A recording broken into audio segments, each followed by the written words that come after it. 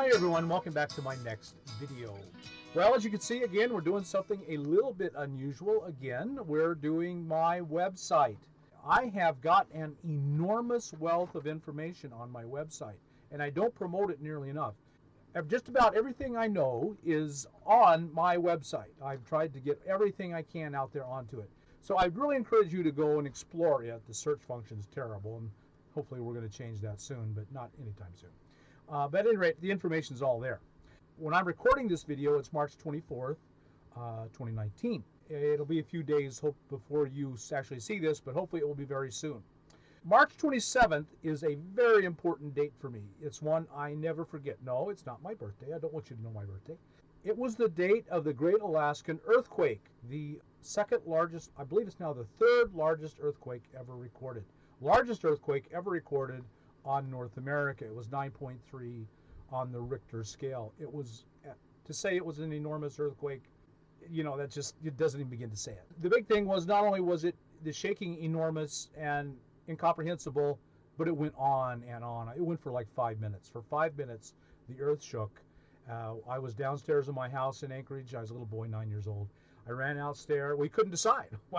We ran outside. My mom said, no, we're safer inside. So we ran back inside. She said, no, this can't be right. If the house falls down, we'll all die. Let's go back outside. So we stood outside and watched. We literally sat and watched the earth shake up and down for 5 minutes. Imagine 5 minutes of watching the earth literally move and open and close in front of you. I believe it had a very big impact on me. I think because of that, I have a bit of a survivalist streak in me. It has been something I've always kind of been drawn to, very strongly drawn to the wilderness, to nature, to be out in nature. I think because of the March 27th earthquake, I've always had a bit of a survivalist streak in me. There's still a big part of me that wants to be a prepper, wants to be a survivalist, and it's just an urge I'll always have. When the word March pops into my head, it's March, I start thinking about March 27th, always. So we're going to look here on screen at a series I did about poverty prepping, being able to move with everything you own, cook, clean, power, water. I just think that's an enormous advantage to being a prepper and a survivalist. And I think I see a strong tie between living nomadically and survival and prepping. One thing we're seeing a lot of right now is dramatic weather. I'm a 100% believer in climate change, but stop writing your hate letter, stop telling me how wrong I am.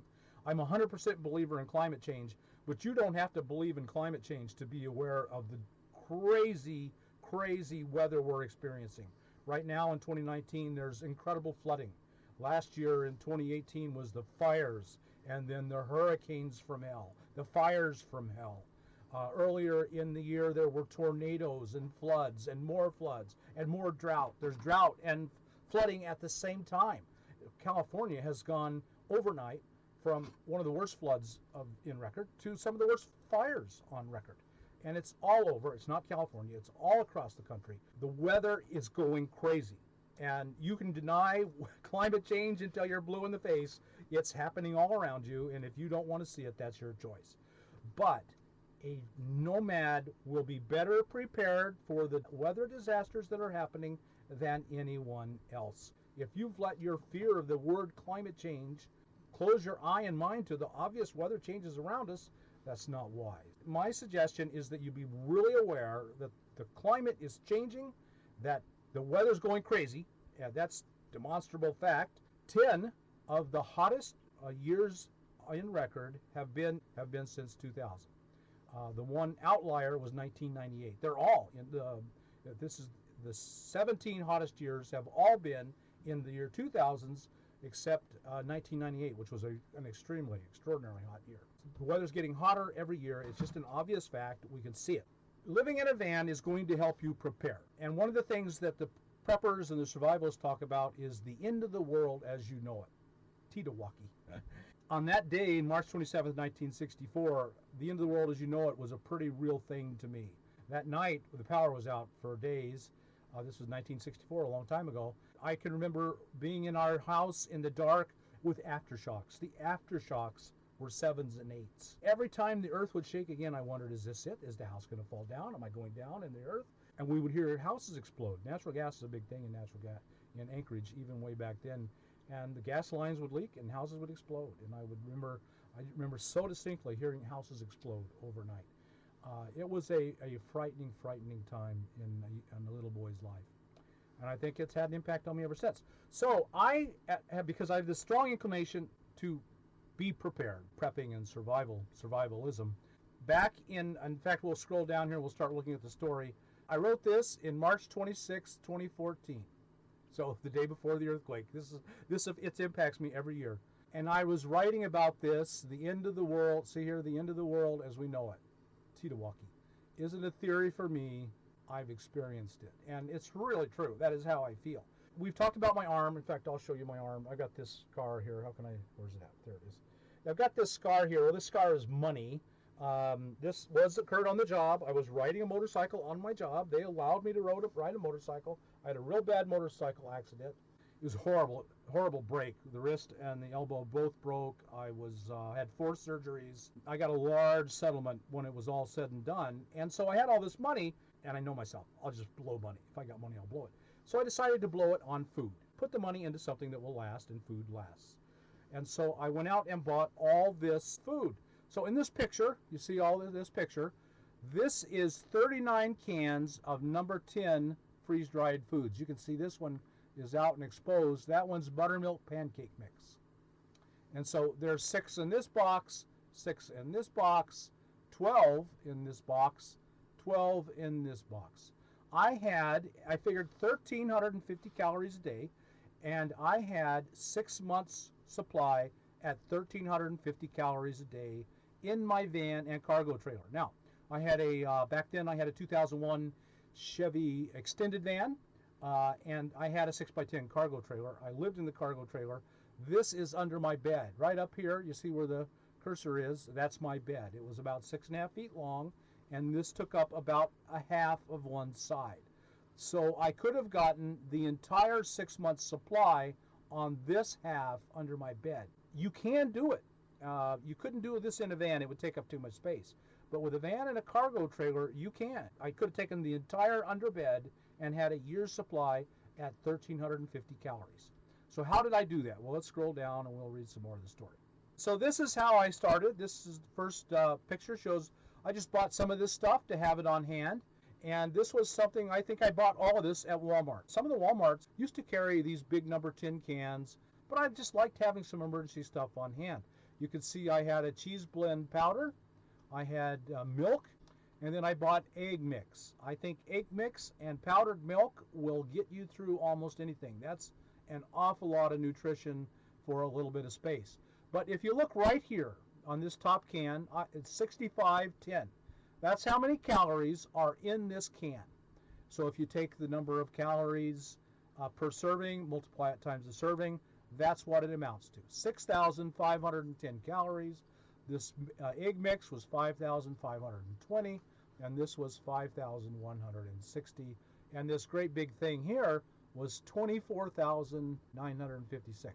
25,000 calories in there. I was going on about 3/4 rations, about 1,500 calories a day.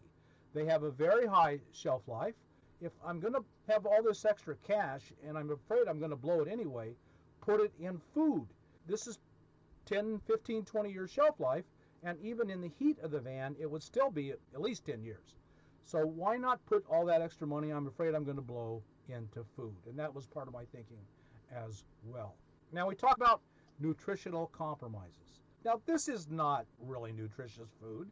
It's calories to live on. But it's for 6 months. And for 6 months, in a disaster, big interruption of food supply, till things return to normal, I can eat unhealthily for 6 months. I've been eating unhealthily for most of my 63 years, so what's 6 more months? I'm trying to eat a little healthier now, but even so, it's a nutritional compromise, and I know that. And so for 6 months, you can just get by on enough calories to live, and that's good enough. And here I talk about learning to hunt and gather and your own natural wild food.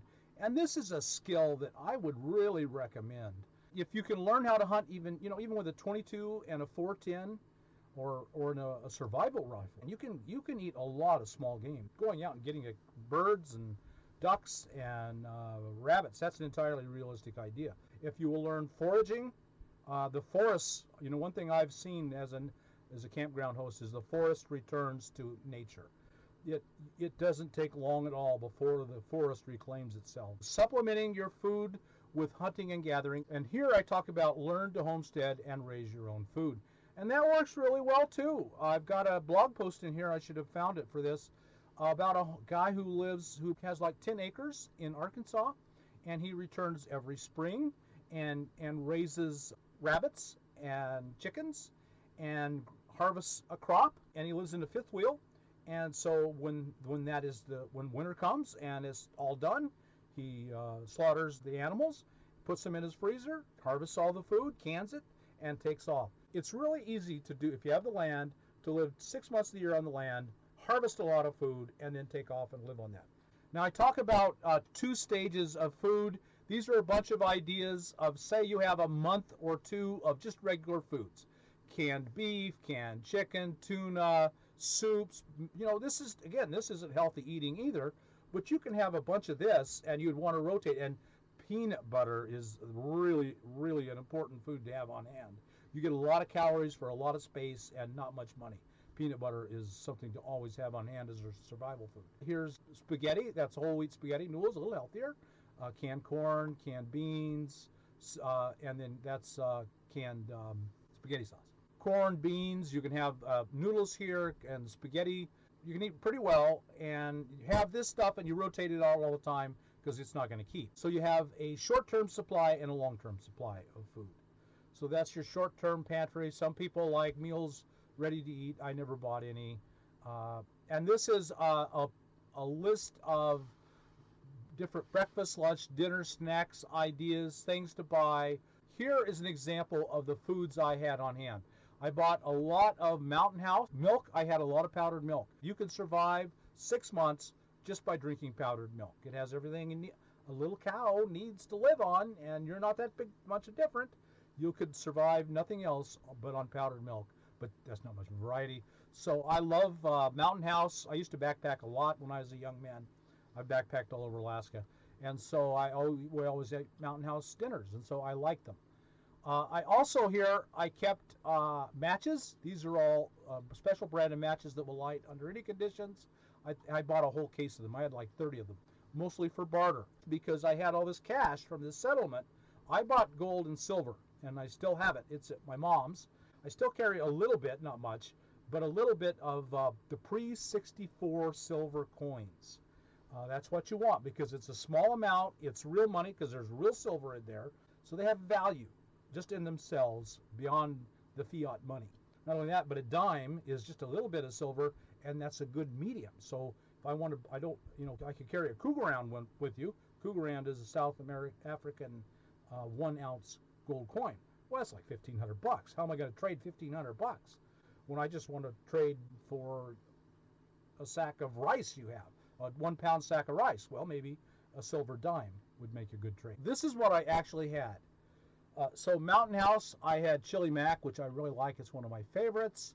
2,400 calories, and I had 3 cans, 7,200 calories of chili mac. I had spaghetti, pilot crackers, rice and chicken, a lot of non-fat milk. I had 4 cans of the non-fat milk. I had 3 cans of instant potatoes, low-fat granola almond mix. I had a variety bucket. That was the big Augustin square bucket I showed you earlier. That was 24,756 calories alone. I had a 30-day supply box. Somebody made up a 30-day supply box. That was 62,000 calories because they were figuring 2,000 calories a day, 30-day supply would be over 60,000 calories. So between these two things alone, I had 100,000 calories. Powdered eggs, I had 5520, pancake mix 5,000, I had 3, soup mix, assorted, I don't even remember what those were. Total calories were 244,000. If you divide that by 1,350 calories a day, that's 182 days supply of food. I could live at reduced rations but have enough energy to live on for 6 months on that food. And that's it. That's the end of the story. And of course, I have a lot of ads. Well, let's look at it. These are current prices, what they'd be today. So here's that Augustin Farms 30 days for $107. That's 24, assuming it's the same. That's 24,000 calories, 30-day supply for $107. Well, you go buy this thing, and if you order it from Amazon, I'll make a little bit, and it won't cost you a thing, and just throw that in the back of your van somewhere, and you have 30 days supply. Boy, that is just easy, really easy. You could go buy 6 of those. You could fit those 6 of those probably in your van. It looks like a 6-gallon bucket to me. Say you go buy 2 or 3 of them, and you had, and now remember, if you ate half calories, which is what I would recommend, 1,000 calories a day, that's 2 months supply for $90. And if you ever have a problem, you got food to eat. There's nothing ever wrong with having too much food on hand to eat. I may not have 2 weeks worth of food in my van right now. I've just gotten it down to pretty much nothing. All this food that we saw at the top that was in my van, I gave all of that food, all that right there, it's gone. I was storing it in my, so this was in 2014. I've had it for 5 years now. In Quartzsite, I keep a storage unit for the RTR. I have so much stuff for the RTR that I have to have a storage unit. And so I had it all in there. And then it just dawned on me, I've had this stuff in here for 5 years. I've not used it. And I thought, man, the heat here's got to be killing its lifetime. So why keep this food? And last year I gave it all away at the RTR. I just took it all down and they distribute it to anyone who could use it. So all that food's gone. And I feel pretty good about that. Much better than having all this food. So you have to make a decision on, are you going to fight for it? I had 1,000 rounds of ammo. I guess I was going to fight for it. I would never turn anyone down that asked. If you tried to take it, I might fight. Anyone that came to me hungry, I had to give it away. And if God brings you into my path, I have an obligation to help you in any way I can. That's kind of the way I look at life. That's everything I do on this channel.